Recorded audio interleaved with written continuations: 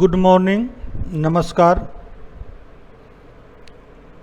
This topic, baby friendly hospital initiative, is useful for doctors, nurses, other paramedical staffs, mothers and parents.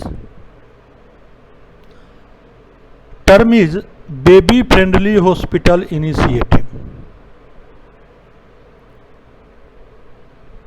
ऐसा hospital जहां baby friendly initiative हो, यानी बच्चे का पूर्ण रूप से रख रखाव, उसका देखभाल हो। इन 1992 में UNICEF and WHO World Health Organization launched the baby friendly initiative among doctor, nurse, health workers, parents, hospital and maternity centers to promote, protect and support breastfeeding. हम सभी जानते हैं माँ का दूध सर्वोत्तम आहार है और बच्चे के लिए इससे बड़ा अमृत दुनिया में कुछ नहीं है। इसी तथ्य को ध्यान में रखते हुए 1992 में UNICEF and World Health Organization baby friendly initiative programme launch किया। Doctor, nurse, health workers, parents, hospital and maternity centres को प्रमोट करने के लिए, प्रोटेक्ट एंड सपोर्ट, समर्थन देने के लिए, सहायता करने के लिए ब्रेस्ट फीडिंग, स्तनपान।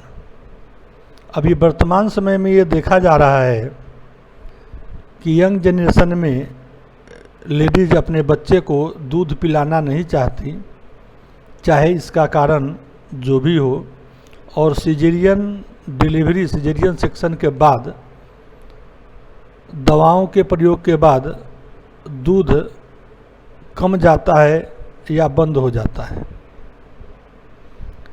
तो इसको ध्यान में रखते हुए यूनिसेफ और WHO ने hospital, doctor, nurse, paramedical staffs, parents, maternity centre को ये प्लान बताया कि सभी मिलकर स्तनपान का प्रयोग को बढ़ावा दें। इस संदर्भ में एक प्लान, योजना शुरू की गई, जिसे 10 मुख्य बिंदुओं में, 10 पॉइंट्स में हम देख सकते हैं। 10 steps to successful breast feeding. स्तनपान को बढ़ावा दिया जाए या बढ़े, इसके लिए 10 स्टेप्स हैं।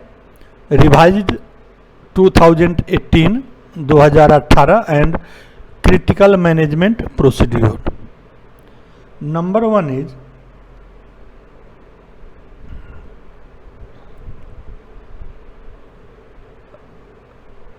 comply fully with the International Code of Marketing of Breast Milk Substitute and relevant World Health Assembly resolution.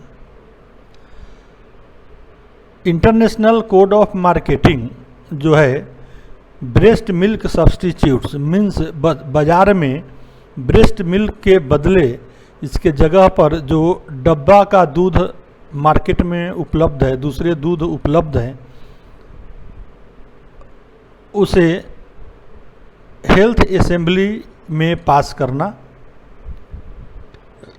एक रिटेन पॉलिसी तैयार करना जिसे हमेशा सामान्य प्रक्रिया में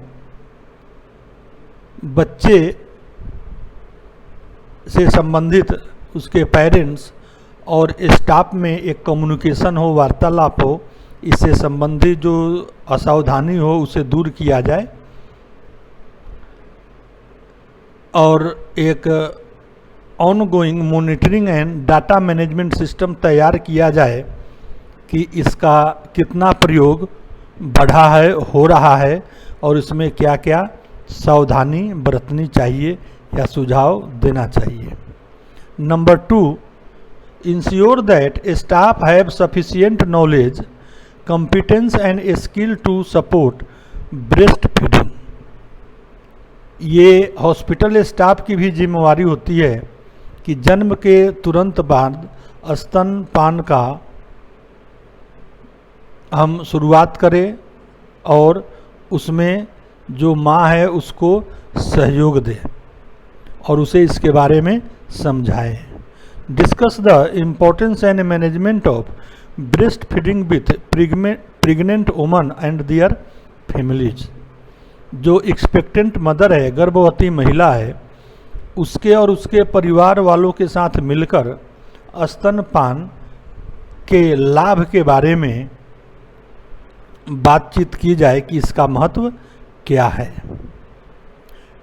माँ का दूध सर्वोत्तम आहार है और जिस जगह पर चाहे वहाँ उपलब्ध है, इसके लिए कोई टाइम या बॉयलिंग या कोई सोप की ज़रूरत नहीं होती है। Facilitate immediate and uninterrupted skin to skin contact and support mothers to initiate breastfeeding as soon as possible after birth। जन्म के तुरंत बाद जितना जल्दी हो सके स्तनपान का शुरुआत करना चाहिए। स्किन टू स्किन कंटैक्ट, इससे एक नवजात शिशु को अपने माँ के शरीर का गर्मी का एहसास भी होता है और उस माँ को भी अपने बच्चे के प्रति लगाव बढ़ता है। Support mothers to initiate and maintain breast feeding and manage common difficulty. Breast feeding के दौरान जो समस्याएं आती है, जो इन्फेक्शन होते हैं, उसको कैसे दूर किया जाए, कैसे बचा जाए, इसका भी बचाव करना जरूरी है।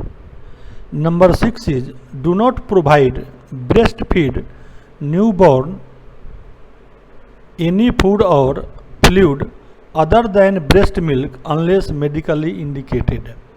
अगर चिकित्सीय परामर्श न दिया गया हो, चिकित्सीय कारण न हो, तब तक स्तनपान या माँ के दूध के जगह पर कोई भी फूड सप्लीमेंट या लिक्विड या फ्लूइड बच्चे को न दिया जाए। Enable mothers and their infants to remain together and to practise rooming in 24 hours a day. जिस माँ को बच्चे को दूध पिलाने में अगर दिक्कत होती है तो वो कम से कम रूम में रहने का प्रयास करे और वो धीरे धीरे इसकी शुरुआत करें। Support mothers to recognise and respond to their infants cues for feeding. माँ को सपोर्ट करना चाहिए परिवार की सहायता से कि बच्चे की आवश्यकता, जब उसे दूध पीने की ज़रूरत महसूस हो तब उसे दूध पिलाया जाए। जनरली बच्चा जब रोता है तो ये समझा जाता है कि इसे भूख लगी है।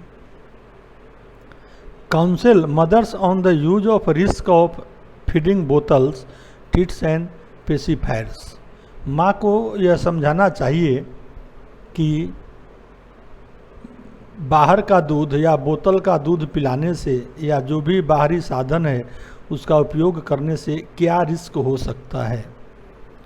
Coordinate discharge so that parents and their infants have timely access to opening support ongoing supports and care. और जब हॉस्पिटल से डिस्चार्ज दिया जाए उस समय पेरेंट्स और बच्चे को ऐसा देखना चाहिए कि समय पर सब काम सुचारू रूप से हो रहा है या नहीं।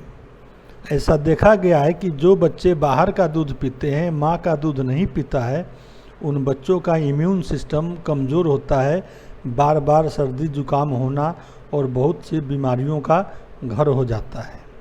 अब बात रही माँ की, तो माँ अपने आहार में जो डाइट लेगी, दूध में वही केमिकल कंपोजिशन जो है बच्चे को प्राप्त होगा। इसलिए इस समय माँ के आहार पर विशेष ध्यान देने की ज़रूरत है, जिसमें protein, calcium and vitamins rich diet लेने चाहिए। जनरल आहार के से 1.5 गुना ज़्यादा लेना चाहिए, इसलिए कि वो माँ जो खाएगी उसी के शरीर द्वारा तैयार जो दूध है वो बच्चे को मिलेगा, जिस पर उस नवजात शिशु का जिंदगी फ्यूचर निर्भर करता है। इसलिए कहा गया है, हेल्दी मदर हेल्दी चाइल्ड, स्वस्थ माँ स्वस्थ बच्चा। इस प्रकार हम बेबी फ्रेंडली हॉस्पिटल इनिशिएशन के थ्योरी को, सिद्धांत को बढ़ावा दे सकते हैं। Thank you. Like, subscribe and share this video among paramedical staffs, nurses, ASHA worker, students.